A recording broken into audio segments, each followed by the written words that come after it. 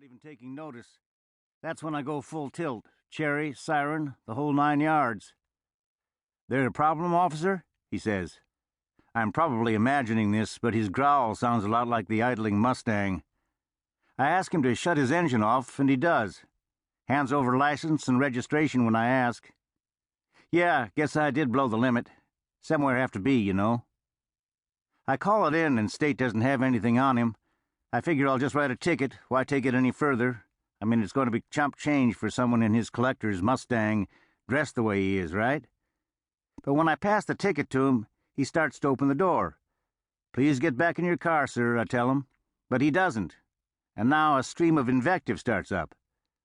"There's no reason for this to go south, sir," I tell him. "Just get back in your car, please. It's only a traffic ticket." He takes a step or two towards me.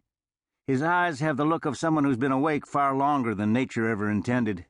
Drugs? I don't know. Alcohol? Definitely. I can smell that.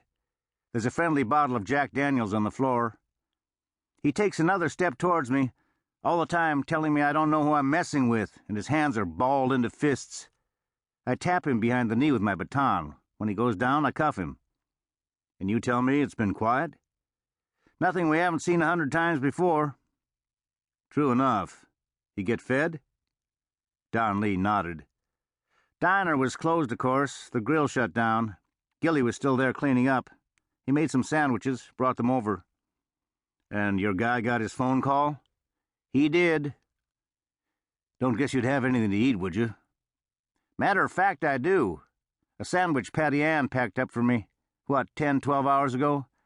Yours if you want it. Patty Ann does the best meatloaf ever." Patty Ann being the new wife. Lisa, whom he'd married months before I came on the scene, was long gone. Lonnie always said Don Lee, at a glance, could pick out the one kid in 100 that threw the cherry bomb in the toilet out at Hudson Field, but he couldn't pick a good woman to save his life. Looked like maybe now he had, though. Don Lee pulled the sandwich out of our half-size refrigerator and handed it to me, then put on fresh coffee. The sandwich was wrapped in wax paper. Slice of sweet pickle nestled between the halves. "How's work going on Val's house?"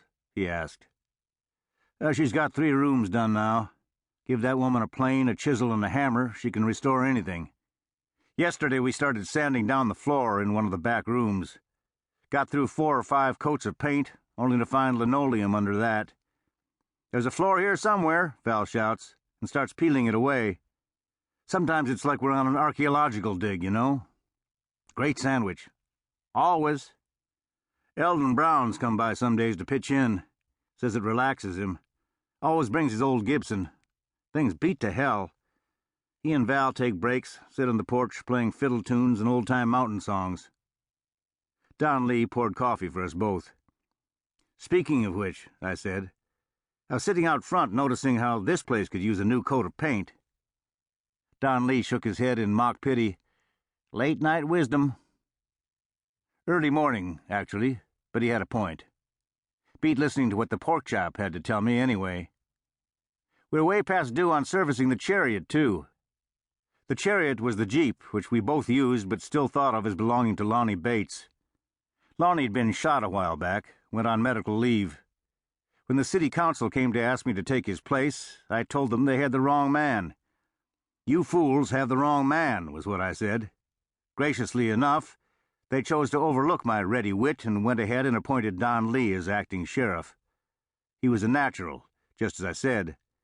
I'd never seen a man more cut out for law enforcement. I would agree to serve temporarily, I told city council members, as his deputy. Snag came when Lonnie found he liked his freedom, liked being home with his family, going fishing in the middle of the day if he had a mind to, taking hour-long naps, watching court shows and reruns of Andy Griffith or Bonanza on TV. Now we were a year into the arrangement, and temporarily had taken on new meaning. Headlights lashed the front windows. "That'll be Sonny.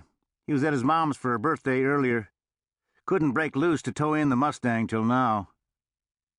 We went out to thank Sonny and sign the invoice. Probably he was going to wait a couple or 3 months for payment. We knew that. He did too. The city council and Mayor Sims forever dragged feet when it came to cutting checks. Just so she'd be